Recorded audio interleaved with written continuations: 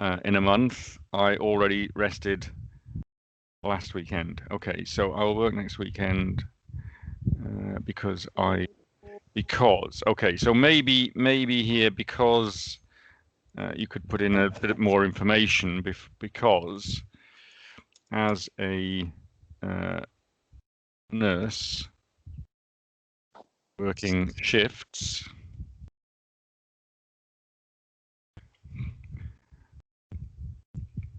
As soon as you explain that you're a nurse working shifts, they'll understand what you're saying. So it's just clarification. I think everybody sympathises with nurses and their strange working hours. It's a little bit like firemen and policemen. They all have strange working hours as well. So Yeah. Okay, so what do other people in your hometown usually do on weekends? People usually spend the weekend at home with their families. Originally, people worked on weekends and traveled on weekends because these days, okay, well, that's originally. Okay, so I would stop that sentence there. And maybe just say these days most people stay at home because of the fear of COVID-19. Yep. Because if you're running originally into these days, it becomes a confusing sentence. Keep one piece of information per sentence. It's different when you're speaking. I'm just looking at the writing here, but with intonation, it would change when you were speaking. Okay, so what do you always do in a hurry? I don't have the habit of preparing in advance. Every day when I travel to work, I'm always in a hurry. I know it's a good habit to prepare in advance, but it's very difficult to change my habit easily. That doesn't mean I'm always late, but I arrive on time. Okay, so all right, so maybe the answers, all the information is there, but again, I think it's the order of the answer that you've written the answer in. Okay, maybe this bit here.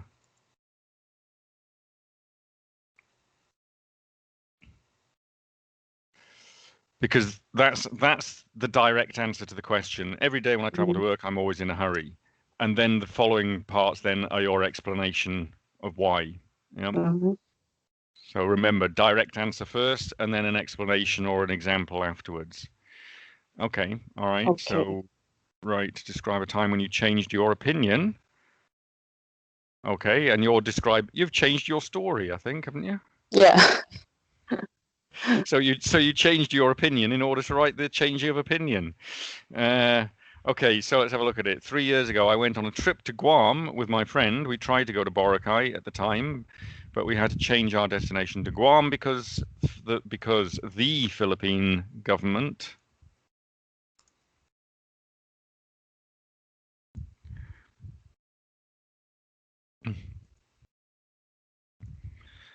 decided to restrict tourists for about 6 months to protect the island. I originally planned to do various marine activities like snorkeling, jet skiing, and scuba diving. We made an online reservation through the travel site not a month ago, because this is 3 years ago. So a month before.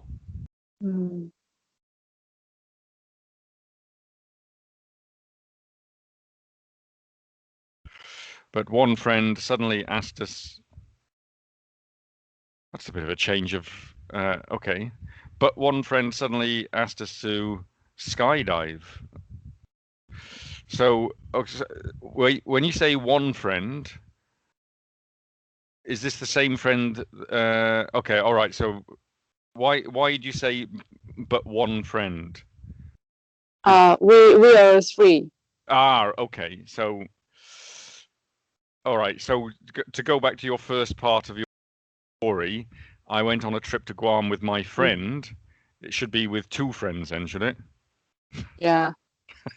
I'm just trying to keep count here, that's all. With two friends. Okay. Okay. Right, so but one friend. Okay, so The but there is out of place because it's not.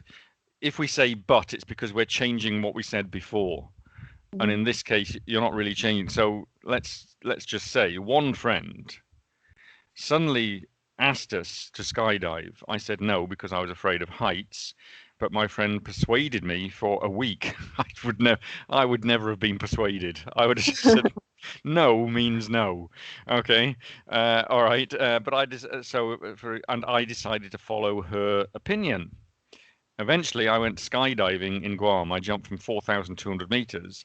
I was scared at that time. I would imagine a lot more than scared, but I was touched by the beautiful sight of Guam from the sky as it rushed towards me to kill me. It remains the scariest experience. Oh dear. Okay. Right. Okay. So actually here you've got two changes of opinion. You've got about your destination from Guam, from Boracay to Guam, and then your change of opinion about doing skydiving. Yeah. Dear me, skydiving. Did you enjoy? I was scared at the time. So does that mean that now would you try it again? Maybe. I want to try again at Checo. Checo is very Checo in Europe. Checo in Europe. What? Do you mean what? Like the Czech Republic? Yeah. All And right. Swiss is very famous for its beautiful sights. So I want to try it again. Oh, right. Okay. Well, we actually one of the other topics that comes up in IELTS at the moment is about a risk that you took. It's a part 2 question. Describe a time when you took a risk and it turned out to be a good thing or something like that. I can't remember the exact phrasing. That might be a good story for that one as well. So sometimes you can use these stories in 2 places, and a lot of the part 3 questions then are about adventure sports or extreme sports. So you're one of the few people that I've taught that's actually done a very extreme sport, jumping out of an airplane. Okay. Right. Okay. So yeah, it's a good story. I think the only thing you need, I think that it's a good story, definitely a good story. I think you just need to emphasize the change, the change, because really the fact that you changed your mind is there, isn't it? It's sort of it's in the story, but it's like 4 words or 5 words.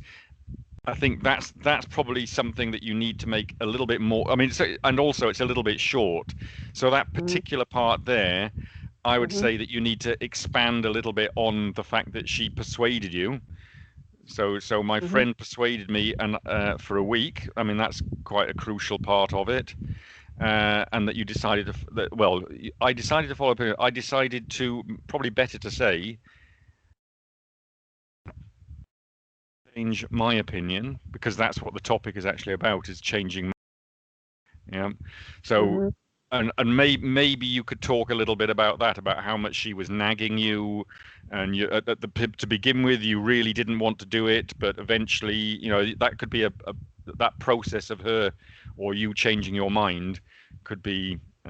So when you went up in the airplane, so did you have to do any training, or was it one of these things where you've got another skydiver and are you attached to another skydiver who actually controls the parachute? No, but the training session is very long, and the safety problems. So the other skydiver who trained very well, he attached me Right. from airplane to Yeah. Right. yeah. Okay. So what about the landing? When was it a soft landing, or was when you actually made contact with the earth? Isn't that a little bit rough?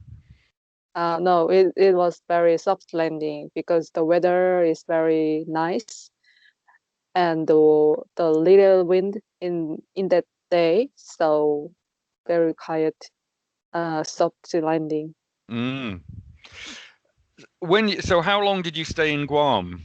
Was it just a week or was it longer than a week? Maybe 5 nights and 6 days. Right, okay. So you did Yeah, and you did this at the end of that. It was quite, so it didn't take her long to for you to change your mind then. yeah. At that uh the day I wasn't go to there, so I asked my friends. I don't want to go I'll bet. there. I'm afraid.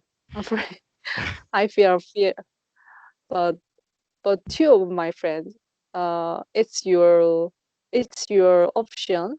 But I already spent money, maybe very expensive, Mm, maybe $500 more than. So I go to there because yeah. of So I mean, the other thing about Guam, I went there, but it was a long time ago that I went to Guam. It was 1983, 1983 that I went to Guam. Uh, for uh, 40 years all, ago. almost, yes. Don't say that. That makes me feel old when you say that. Uh, yeah, and at that, I went there on a ship. Because this was my first job when I left school. I was working on a ship, and we went to Guam. It was an oil tanker, and so we were delivering Mm, aviation fuel for the United States Air Force, for the U.S. Air mhm, Force there. mhm, And the pipeline that we could deliver the fuel through, they only had one pipeline, and the pipeline was only that big. It was a very small pipeline. On our ship, most of the pipelines were this big, and we had four of them, so we could mhm, discharge fuel very quickly. But they only had one pipeline like that, so everything had to go very, very slowly. So we were in Guam for I think at least a week, maybe even longer. And because it was so slow and everything was taking such a long time, we had a long time to visit places on Guam, but when I was there was nothing to see on Guam. There was one very small town which had a couple yeah. of bars in it, I think. There Mhm, was a big U.S. Marine or naval base, U.S. Marine Corps base. mhm, We played a game of rugby against the U.S. Marine Corps because they realized there was a British ship, and they wanted to play rugby against us. So we played a game of rugby against them. And we went to the Guam Zoo because just for something to do, and there was like one pig and one bird, I think, in the Guam Zoo. There was nothing to see in the Guam Zoo. But I think since then, since the 1980s, it's developed quite a lot, hasn't it? There's quite a lot more on Guam these days, I think. Did yeah, didn't very, didn't uh, yeah. didn't Korea invest a lot of money in developing businesses or something in Guam Uh, and Saipan? I don't know exact development from assist from Korea, but I I think I thought the Japanese very big assistant for developing Guam. Mm. So there are many Japanese in the Guam, All right. uh, and there are many buildings and hotels, very luxury hotels and very luxury department store in the street. So Because I think the other thing, one of my other students, about 2 years ago now, I suppose, she actually in the end she went to Saipan to work mm, as a nurse in Saipan from yeah. A Korean nurse. Uh-huh. And she's loving it. She's having a really, really good time working as a nurse in Saipan. Of course, Saipan's right next. Yeah. Um, and so I at the time I did a little bit of because she was asking my opinion. Or should I go there, or is it a good move for me to go there? So I did a bit of research for her to sort of find out more about Saipan. I knew about Guam, so they're both American territories. So they're not Hmm. part of the U.S., but they are American. What I read about at the time was that because they are a US territory, Mm-hmm. the Japanese, but the articles I read said that the Koreans actually opened a lot of factories in Saipan and but especially in Guam, Mm-hmm. because because it was a territory, it sort of gave them like a halfway house to getting their goods into America. If they had a factory making shoes or handbags or clothes or something like that in Guam, there were no import taxes going into America. So for about 5 years, apparently, it was a real boom place in Guam and Saipan, and what they used was Filipino workers, so they could get the workers from the Philippines, they could Mm-hmm. have their factory there, and they could get the stuff into the US without paying any taxes on it. And then eventually the US shut down, stopped the law because there was so much stuff coming in. And Uh, I think they also opened some casinos in there. I think there were some casinos, for gambling. casinos, gambling, Mm. gambling in Guam. Uh, yes, at the time, and again, I think that got closed down. I think it was stopped because I think maybe the Japanese yakuza were opening the casinos so that they could launder their money and then take their money out of Guam. So I think that was closed down as well. So I think the reason the big hotels were Mm-hmm. there or started being built was because of the gambling, and then I think they shut the gambling down as well. So. Oh, So it's interesting. yeah, it was quite interesting. Yeah. But yeah, the student, my ex-student, she's like a friend of mine on Facebook, and she keeps posting pictures on there of the people the nurses that she's working with, and she's Mm-hmm. obviously having a really good time. She's always got a big smile on her face, and she's working with Filipino nurses, and I don't know, nurses from lots of different countries are there. And I mean, and the reason she to do it was to improve her English because she was struggling to get that improvement that necessary to get the score. And Mm-hmm. so she was saying to me, "Do you think it would work if will it help me if I go and work in a place like that?" I said, "I'm sure it'll help a lot." So she's just enjoying being a nurse there now, I think. So, mm. Mm-hmm. I know many Korean nurses go there, but the restricted time for employment maybe 2 months, 2 years or one Right. years. Yeah. Yeah. Yeah. I mean, for someone who wants to experience working in another location and in another environment and with international people, I think two years is probably a good chance to, improve language, to be more confident about speaking English. I mean, I'm sure now she will never be afraid about doing an English speaking exam because she'll have been Yeah. speaking English all the time. And I think most of my students get very nervous about speaking to foreigners. I think that would disappear by working in an environment like that. So I think it's a good idea. Yeah. I think so. Mm. Mm. Right. Okay. Let's move on. So, do children like to change opinions? Children seem to like to change their opinions. Children tend. Okay. So you've got children there, and then you're starting your next sentence with children. So this is the kind of thing where you can They vary. Yeah, exactly. Yes. Yes. They tend to, or they tend. Okay. Let's just have a look at that. So they tend to, okay, that should be the other way around. They tend to not to. But just they tend not to think deeply and change their minds when other visible options appear.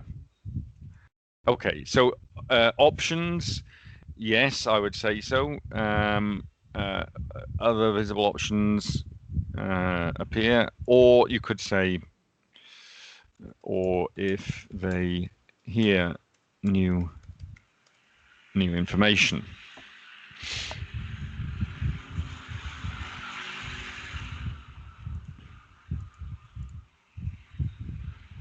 Okay, so when do people change opinions? People change their opinions if they have better benefits or advantages of other options. Okay, change their options. Okay, you're talking about options. They're talking about opinions. That's mm. that's true there as well. I hadn't noticed that, but that's Ah, Yes. Why are you talking about options? I read it. Option. Yeah. It's similar. Option. Mm. Yeah. Okay. So be careful of that. You've got to be okay. I mean, of course, the word options and opinions are very, very similar. It is true that they're similar, but at least at the beginning of your answer, you should talk about opinions if you want to switch to options afterwards. Um, right. When do people? Okay. So, I mean, what I would say here is your answers to these part three questions are very short. Mm, Okay. You need to be able to discuss and extend your answer a lot more than that in part three. Um, so, okay, do children like to change their opinions? I mean, you've answered the question, but you need to get. So, what do you need? What haven't you given there? Um, uh, Examples, mm, alternatives,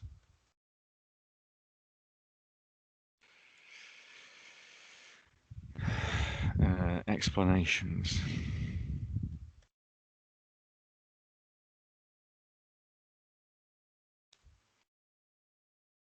So, in order to extend your part three answers, you've got to be able to think of those three things in order, so give an example, give an explanation, or it doesn't have to be all of them, but sometimes you could give an alternative answer. You could say there are occasions when children don't like to change their opinions, and then you could give an example of that.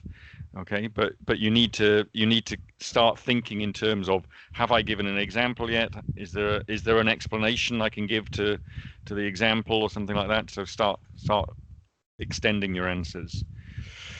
Okay, when do people change opinions? People change opinions if they have better benefits. Again, same thing.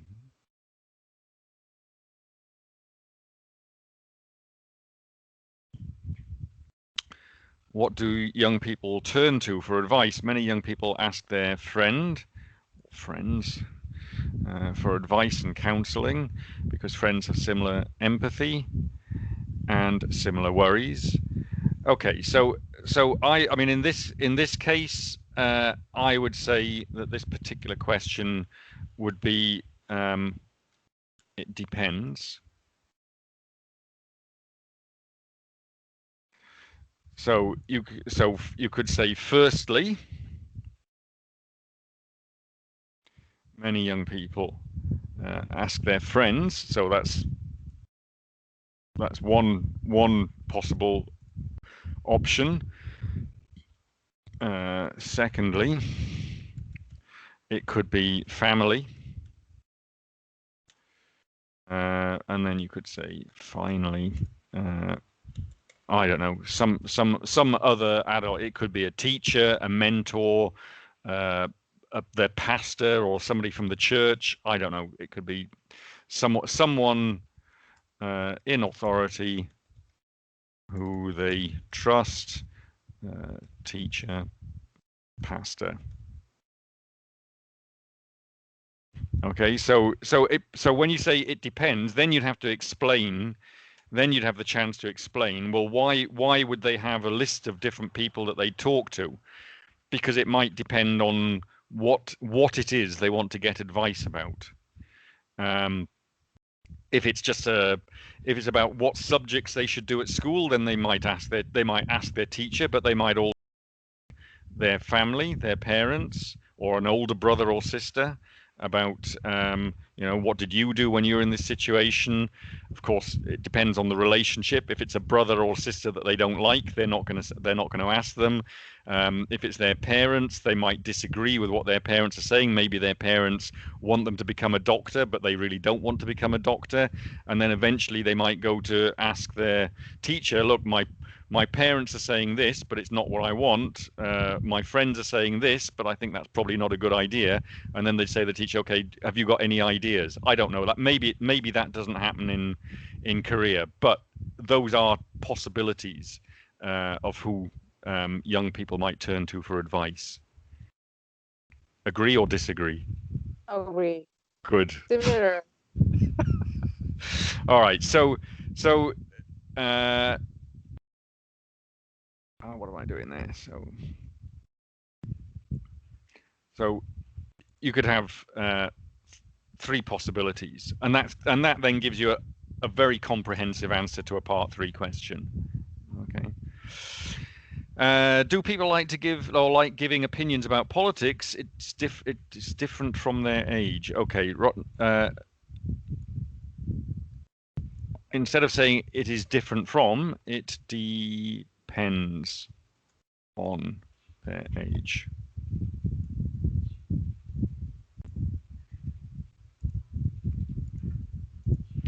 Most young people don't talk about politics. Okay, so again, what you're looking for to there is an explanation why most people don't like talking about politics. But old people usually talk about politics. Same thing. Explanation why.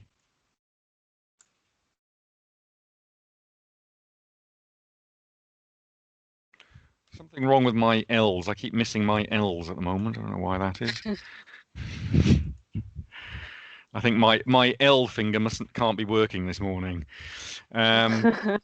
Right. Okay. So particularly the first part there, most people don't like to talk about politics. Why wouldn't young people like to talk about politics? Uh, Probably the first one because they think it's boring. yeah, it's it's boring subjects because they focus on other interesting subjects like entertainers and in students they are focused on the exam and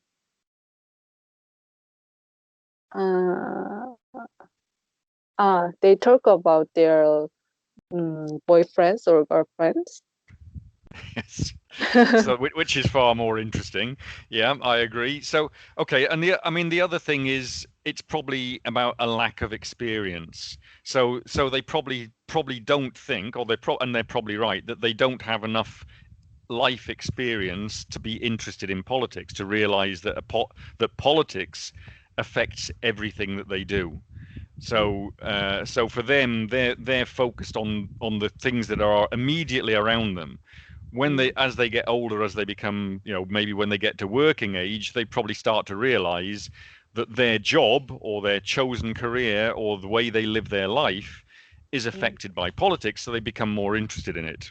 Maybe they might not like it at all, but they realize that if they don't vote, they can't change the way their job works or their travel to work or the relationship of their country to other countries like North South Korea and things like that, Korea and Japan, Korea and China. Once you get older and you start looking up a little bit from everything else, you start to realize that politics is important. Okay, Yeah. so but particularly when they're young, they probably don't realize it. 90% of them, probably more, don't realize it. Okay, all right. So, new topic. So, did you go on a picnic when you were a child? Yes, I uh, went on a picnic with my parents in my childhood. Uh, mm, because there were many parks in my neighborhood, so we played there. Uh, I have two brothers, uh, and we went to there. We played there, and we uh, we we ate uh, snacks and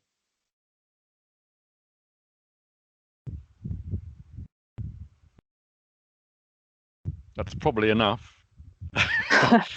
and food stuff from made from my mother, By my mother. Food stuff made by my mother. Yeah. by my mother. Yeah. Okay. Yeah. All right. How often do you go on a picnic nowadays? Mm, yeah, it depends on the season. When spring and fall, I often go to a picnic, very uh, uh maybe maybe 4 to 5 times in a month. But in winter, it's very cold, so I don't go on a picnic easily. And what about summer? You haven't mentioned summer yet. Summer, ah, summer. I don't, I don't go go on a picnic in summer because it's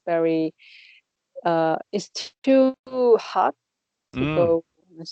There are many areas don't shady areas. all right. Okay. Mm. Um, okay, so I mean your answer is very comprehensive. It's a good answer. I mean, the only thing I would say is, particularly these days, nowadays, Mhm. I would say probably you could answer that it's very difficult or impossible to go on a picnic nowadays because of the coronavirus, because people aren't supposed to congregate outdoors or sit in parks or something like that. Okay. Okay, so where do you go on a picnic? Mm,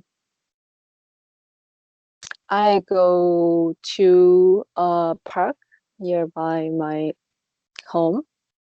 Mm, it has a beautiful scenery, and there are many birds because they because the river is very clear. Sorry, what you said, there are many what because the river is clear? River, Yeah, but you said there are many something because birds, oh, birds. Okay, birds. birds. Okay, right. Yeah. All right. Yeah. Okay.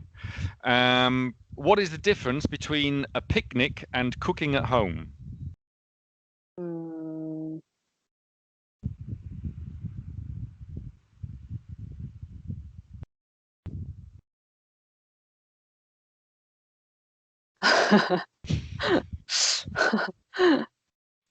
um,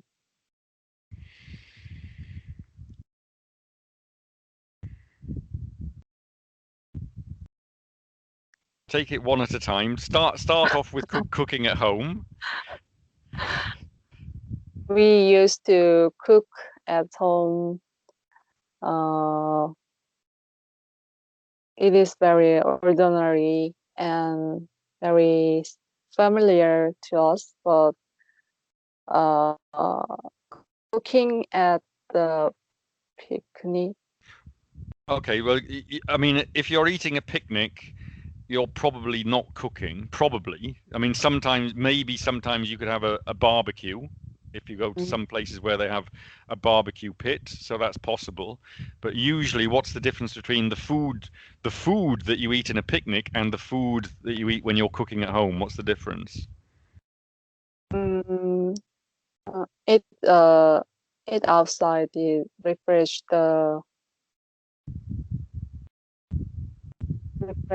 environment.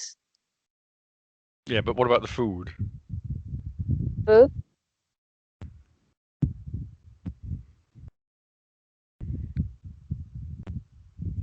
What Uh, kind of food do you normally eat in a picnic?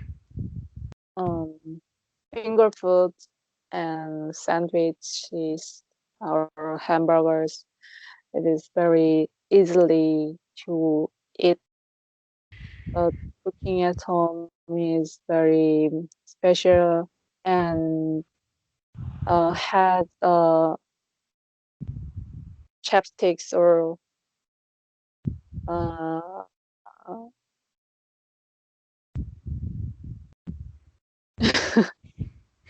Okay, so if you're cooking at home, I guess you've got your cupboards, which is full of food, and you've got your refrigerator with a choice on your freezer, which is a choice of meats and vegetables and all that thing. So when you're cooking at food, you can change your mind.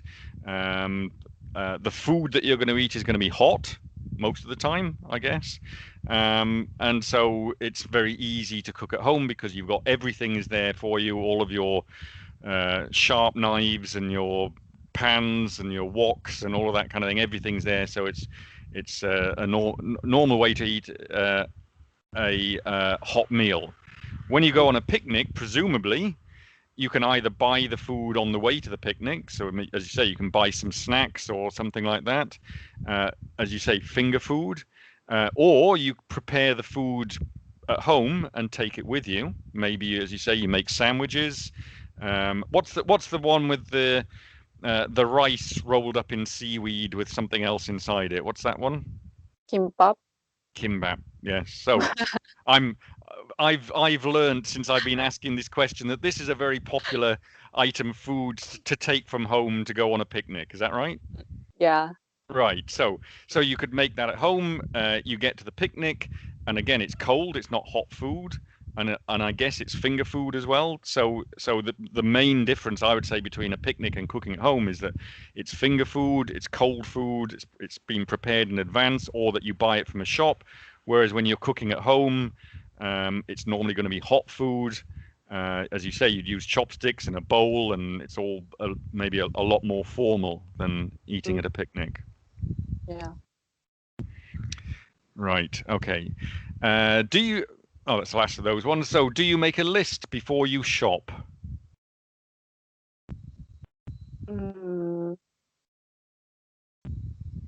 no, I don't make a list before like go shop. Mm, Okay. uh, Stop. Before I go shopping. Shopping. I Before. go shopping. Yeah. I go shopping because I don't like to uh, uh, adjust my mind.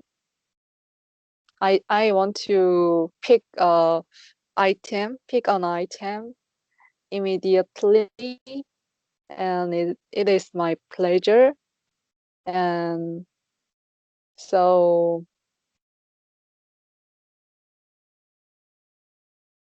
uh, I often uh, buy a lot of items because don't uh, I don't expect what buy what I bought in advance.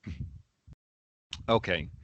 That's okay. All right. So maybe we could say that that you like to shop impulsively, an impulsive shopper. Percival Im, shopper. im, impulsive. Hold on. You could say I'm. Um,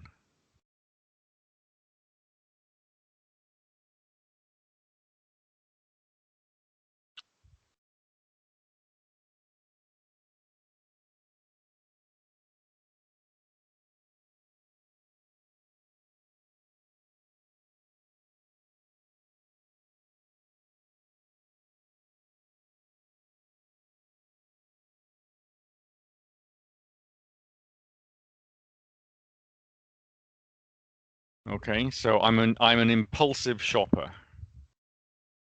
Okay. All right. Do you make lists for your work? Mm, no, because I worked at an emergency department, so my situation is very different um, from the uh, my work is different from the situation. What So situation? So my work is very different from the situation. What is the situation? it is various the people who came to emergency department store. So I don't expect in advance who came in emergency department store, and uh, in the uh,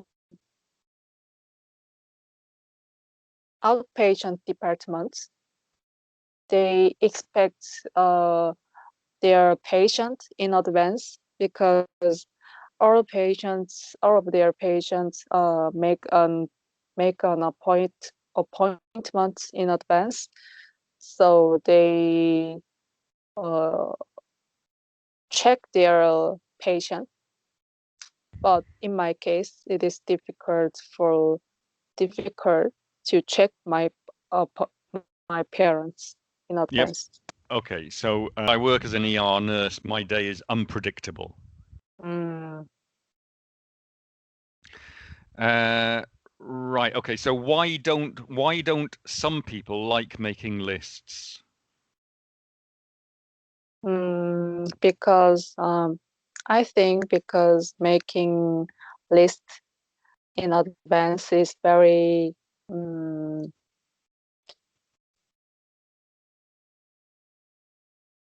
disrupt things,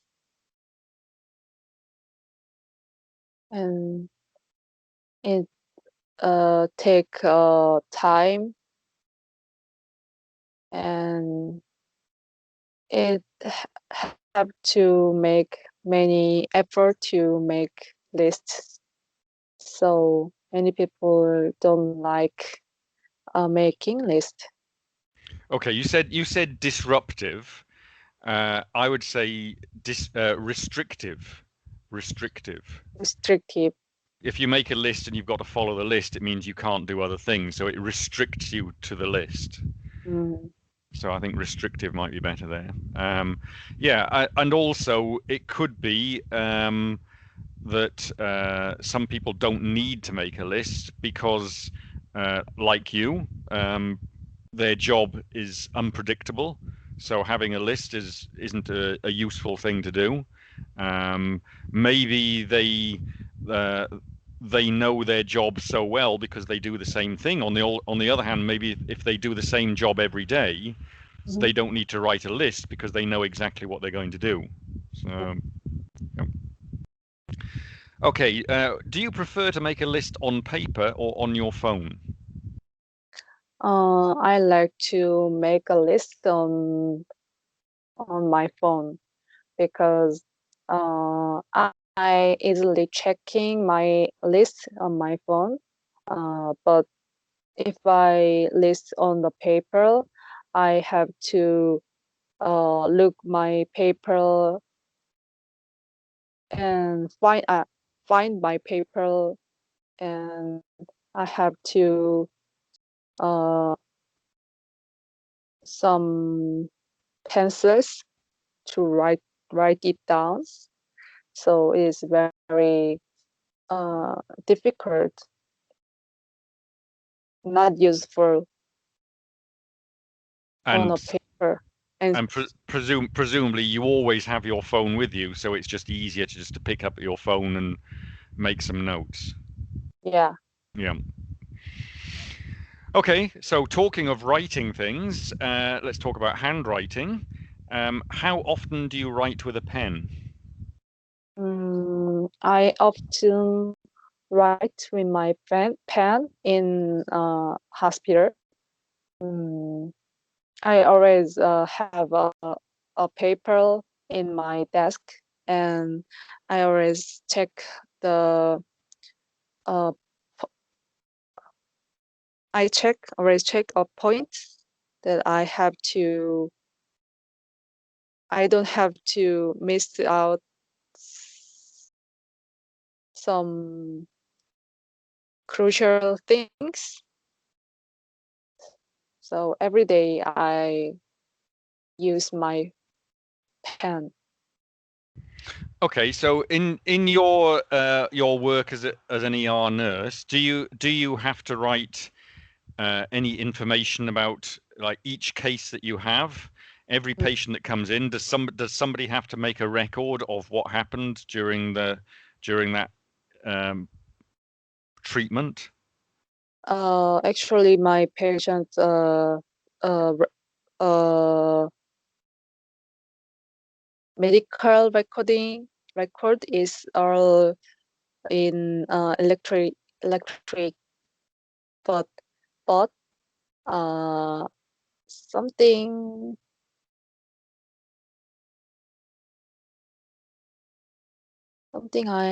the tiny things I have to checking out. I written on a paper.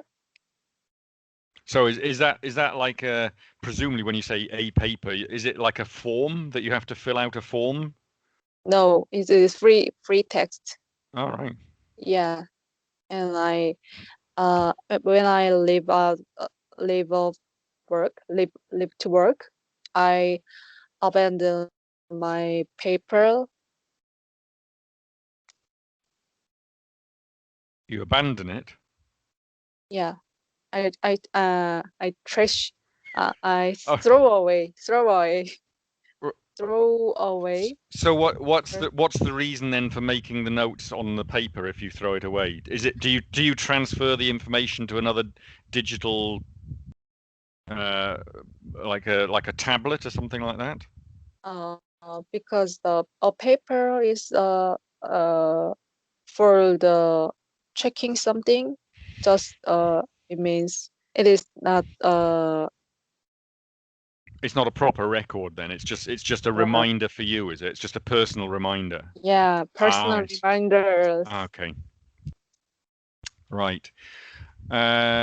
So when they're putting information into a digital device, whether it's a tablet or I guess is it a tablet or a laptop or something like that? We used a tablet.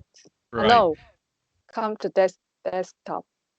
Right. Computer. So who is responsible for putting that information? Is it whoever's nearest at the time, or is it the doctor in charge, or is it any of the nurses?